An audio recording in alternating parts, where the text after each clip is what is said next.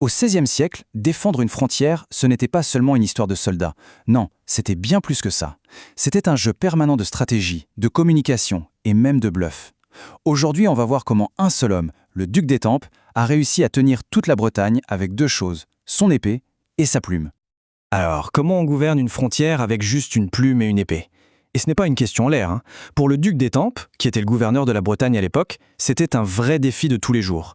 Une sorte d'énigme qui a marqué toute sa carrière et qui a même décidé du destin de toute la région. Alors pour bien comprendre l'ampleur de sa tâche, il faut d'abord se demander, c'était quoi au juste un gouverneur à cette époque? Parce que, attention, ce n'était pas juste un simple administrateur. Ah non, loin de là. En fait, le gouverneur, c'était carrément l'alter ego du roi. On l'appelait un locum tenens, une expression latine qui veut dire « celui qui tient le lieu ». En gros, il avait le pouvoir d'agir comme si c'était notre propre personne. C'est ce que disaient les lettres du roi. Pour les gens, c'était comme si le monarque était là, en personne, une véritable incarnation vivante du pouvoir. Et il y a une formule d'Agrippa d'Aubigné qui résume ça à la perfection. Un gouverneur était un morceau de roi. Un morceau de roi. L'image est super puissante, non? Ça montre bien le double tranchant de la fonction. D'un côté, une autorité personnelle immense, et de l'autre, une responsabilité absolument écrasante. Et ce rôle de morceau de roi, il va prendre une dimension très très particulière en Bretagne. Pourquoi? Parce que gouverner la Bretagne à cette époque, ça voulait dire une chose avant tout, gouverner la mer. Il faut se représenter un peu l'ampleur de la tâche. On parle de 2000 km de côtes, des côtes complètement déchiquetées, et en plus, près de 800 îles à surveiller. Ce n'était même plus une frontière à ce niveau-là.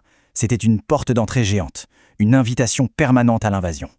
Sa position était tellement importante que, même s'il n'avait pas le titre officiel, il agissait en fait comme le véritable amiral de la Provence.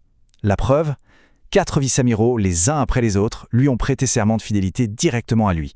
Ça montre bien son autorité totale sur les questions maritimes. Et cette autorité sur la mer, ce n'est pas juste pour la galerie, Non, il y avait une raison bien précise. La mission numéro 1 du duc, le danger de chaque instant, c'était de défendre cette frontière immense contre l'ennemi le plus redoutable et le plus tenace de l'époque, les Anglais. Quand on regarde cette chronologie, on voit bien que la menace était constante. 1546, la flotte anglaise est là, devant Brest. 1548, ils sont toujours au large. 1557, 1558, des débarquements. Et en 1563, c'est la guerre officielle. Mais attention, ce n'était pas une guerre totale comme on pourrait l'imaginer. C'était peut-être même pire. C'était un harcèlement perpétuel. Ces fameuses descentes anglaises, ces raids constants, créaient une tension permanente qui usait tout le monde, les ressources comme le moral.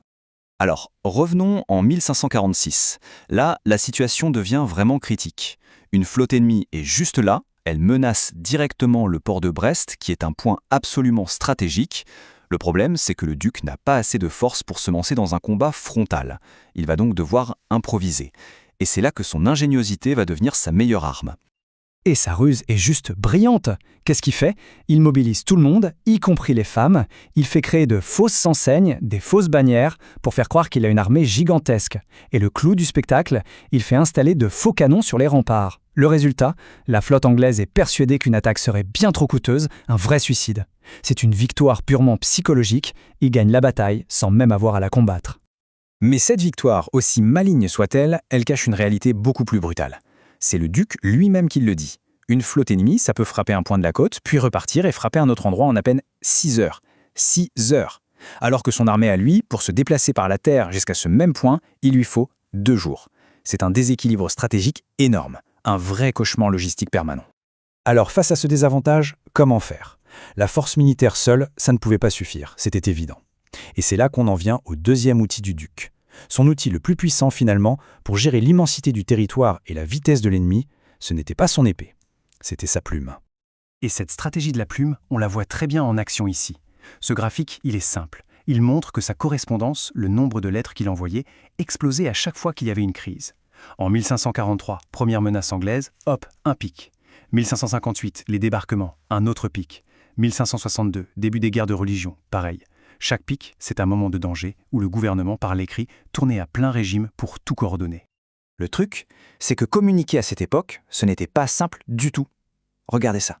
Une lettre qui part de Lisbonne pouvait arriver en 17 jours. Plutôt pas mal. Mais une lettre d'Amiens, qui est pourtant beaucoup plus proche, pouvait mettre 35 jours. C'est complètement fou, non? Faut s'imaginer la frustration de devoir gouverner avec un service postal aussi aléatoire. Alors pour contourner ce système officiel qui ne marchait pas bien, Étampes a fait quoi? Eh bien, il a créé son propre réseau, un réseau parallèle. D'abord, il y avait la poste royale, pas fiable. Donc, il a utilisé des coursiers personnels, des secrétaires, des agents de confiance. Et pour les messages vraiment secrets, pas d'écrit. Tout se passait oralement. La clé, c'était le secret. C'est pour ça qu'on retrouve souvent dans ces lettres des petites phrases du genre « Ce porteur vous en dira plus ». Et attention, ces lettres, ça pouvait être d'une franchise assez brutale. Il y a même un ordre du roi qui lui demande d'envoyer une dépêche bien raide, c'est-à-dire une lettre bien salée, à un fonctionnaire qui ne faisait pas son travail. Avec la menace, je cite, de le jeter en un cul de fosse, en clair, au fond d'un cachot. Quand il fallait des résultats, on ne faisait pas dans la dentelle. Mais la plume, c'était pas que pour les menaces, heureusement. C'était aussi un outil super important pour entretenir son réseau, ses amitiés, ses alliances. On s'échangeait des cadeaux, des chiens de chasse, du vin, des huîtres. Et on voit bien ce côté plus personnel dans ces lettres. Par exemple, pour remercier quelqu'un pour des chapons qu'il décrit comme parfaitement gras et de bon goût, le duc promet d'envoyer un couple de bonnes pièces de vin pour ma revanche. La politique, ça passait aussi par là, par la générosité et les bonnes relations. Bon, alors si on met tout ça bout à bout, qu'est-ce qu'on retient? On a vu ces deux facettes de son pouvoir, l'épée et la plume. Comment est-ce que les deux ensemble lui ont permis de gouverner une province aussi compliquée et aussi exposée que la Bretagne?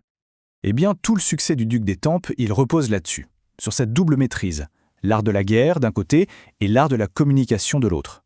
C'est vraiment en combinant l'épée et la plume qu'il a réussi à imposer son autorité sur un territoire immense et complètement fragmenté.